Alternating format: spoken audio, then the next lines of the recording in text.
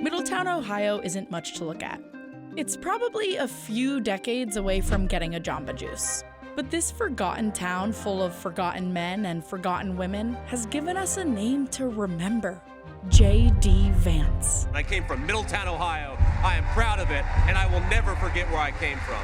But what he would forget is everything else. I'm a never Trump guy. I never liked him. The simple fact is, he's the best president of my lifetime. This is the DailyShowography of JD Vance, the Forgettin Man. You may have heard that JD doesn't think much of life in your Democrat-run cities. Our cities are disgustingly violent, they're increasingly dirty, and they're increasingly unsafe to raise a family. But to hear him tell it, growing up in small-town Ohio and Kentucky wasn't so hot either. Our homes are a chaotic mess. At least one member of the family uses drugs. We'll hit and punch each other. Sometimes we'll get a job, but it won't last. We'll get fired for tardiness, or for stealing merchandise, or for having a customer complain about the smell of alcohol on our breath.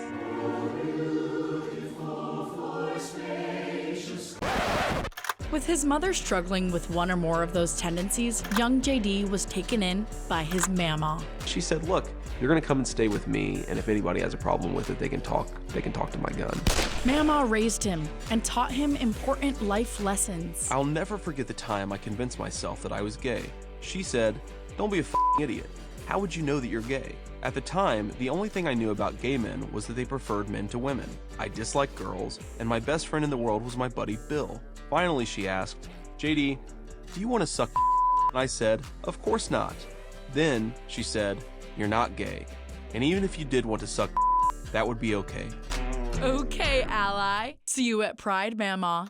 Mama became the most stable person in JD's life, even if she did have a bit of a homicidal streak. Mamaw came from a family that would shoot at you rather than argue with you. My mom was 12 when she saw my grandma set my grandfather on fire. My grandma said, JD, if you don't stop hanging out with that kid, I'm gonna run him over with my car and no one is ever gonna find out. When we went through her things, we found 19 loaded handguns under her bed, in her closet, in the silverware drawer. Aww, it's like if Tarantino directed an episode of The Golden Girls.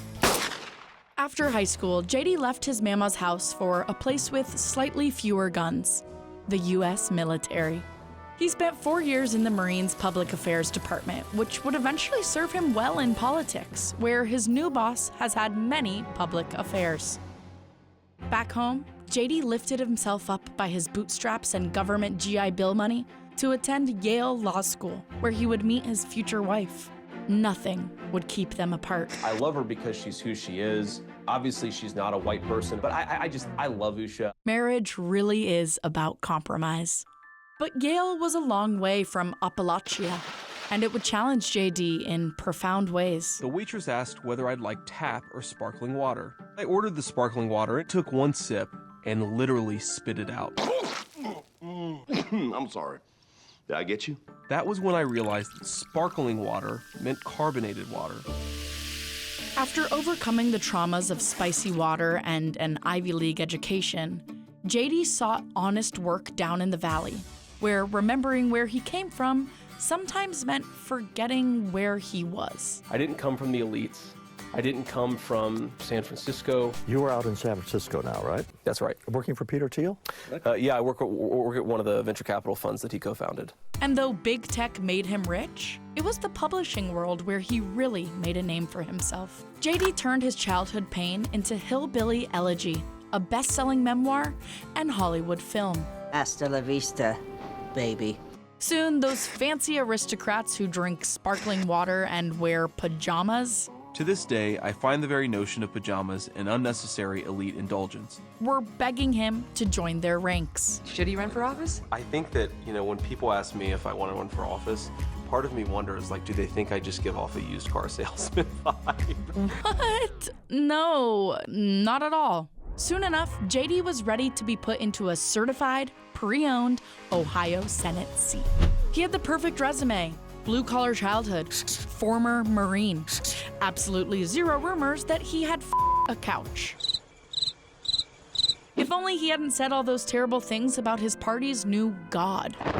can't stomach Trump. I think that he's noxious and is leading the white working class to a very dark place. You've said, I'm a never Trump guy, never liked him, terrible candidate, idiot if you voted for him, might be America's Hitler, might be a cynical a-hole, cultural heroine, noxious and reprehensible.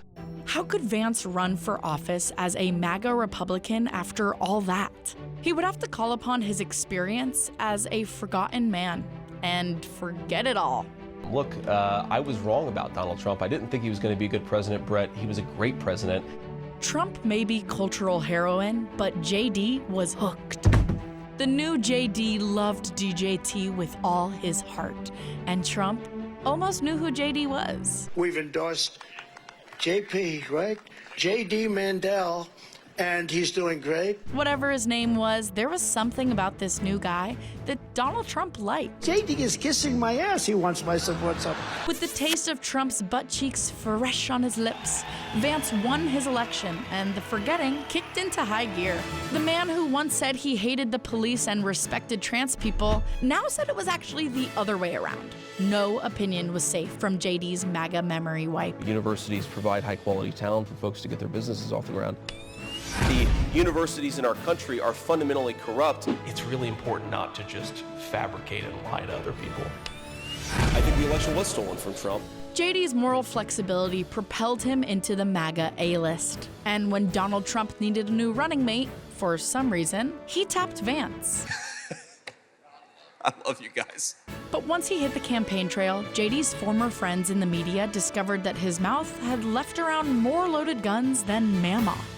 Republican Veep candidate JD Vance is igniting a firestorm for once calling citizens without children childless cat ladies. Vance calls pregnancies resulting from rape or incest inconvenient. Said Americans without kids should have their votes count less. Vance takes aim at gymnastic phenom Simone Biles after she dropped out of the Tokyo Olympics for mental health reasons. The fundamental lie of American feminism is that it is liberating for a woman to go and work 90 hours a week.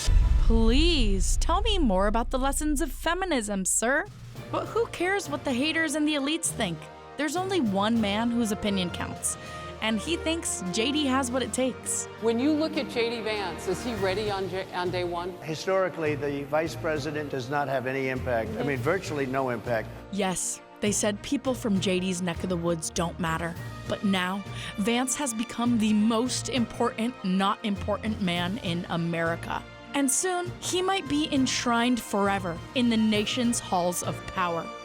Or he'll lose, and like every other failed VP candidate in history, this forgetting man will also be forgotten.